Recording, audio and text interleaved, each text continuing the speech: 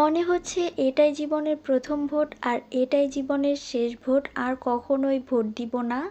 আমি জাস্ট এতটুকুই জানতে চাই যে 2026 সালে কোন ব্র্যান্ডের কালি দিয়ে হাতের নখের মধ্যে দাগ দেওয়া হয়েছে।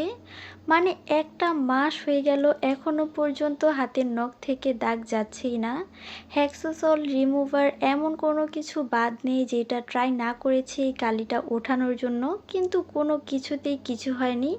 মনে হচ্ছে নখটা বড় হবে, এরপরে হয়তো দাগটা যাবে। এই জন্যই বললাম হয়তো এটাই জীবনের প্রথম ভোট আর এটাই জীবনের শেষ ভোট। আপনাদেরও কি আমার মতো সেম অবস্থা কিনা জানাবেন তো। তো যাই হোক, রমজান মাসে প্রত্যেক দিন ইফতারের মধ্যে ভাজা পোড়া খেতে খেতে আর ভালো লাগে না। সেই জন্য ভেবেছি আজকে আলুর বৌয়া আর ভর্তা খাবো। কিন্তু যখন কিনা ইফতার করতে বসেছি তখন মনে হচ্ছে কি যেন নেই, একেবারে খালি খালি লাগছে। আসলে আমার কথা যদি বলি তাহলে বলবো আমি রমজান মাসে ভাজা পোড়া ইফতার ছাড়া অন্য কিছুই খেতে পছন্দ করি না। আমার কথা হচ্ছে যে সারা বছর তো আর এগুলো বানানো হয় না, শুধু রমজান মাসেই বানানো হয়, তাই রমজান মাসের প্রত্যেকটা দিনই ভাজা পোড়া আইটেম থাকতেই হবে।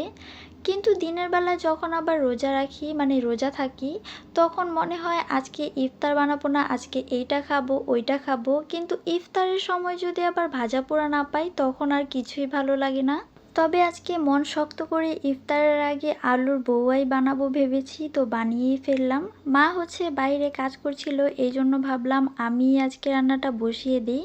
সব সময় হচ্ছে মা সব কিছু রেডি করে, এরপরে হচ্ছে আমি রান্না করি। আমাকে সবাই রান্নাটাই করতে দেখে, কারণ আমি এইটাই করি।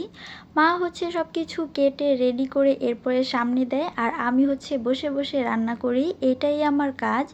তো এখানে হচ্ছে আমি আলুর বৌয়াটা বসিয়ে দিয়েছি, আর ওইদিকে হচ্ছে মা আবার এসে ভর্তা বানাচ্ছে। এটা হচ্ছে শুটকি ভর্তা।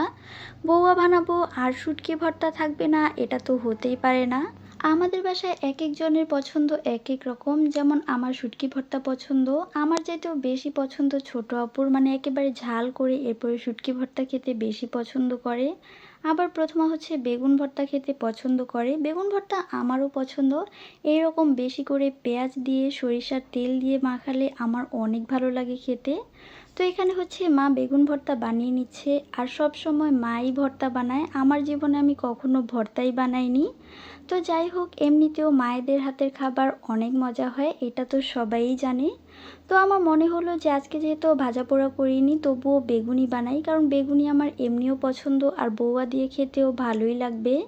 তো এখানে হচ্ছে মিক্সড ভর্তা ছিল, ওইটাও নিয়ে নিয়েছি, আর সঙ্গে শুটকি ভর্তা।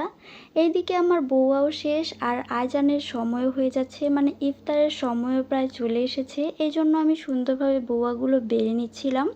সঙ্গে ডিম ভেজে নিয়েছি। এই তো আজকে আমাদের একেবারে সাধারণ ইফতার। তো আজকের ভিডিওটা এই পর্যন্তই থাক, দেখা হয়ে যাবে নেক্সট ভিডিওতে। আল্লাহ হাফেজ।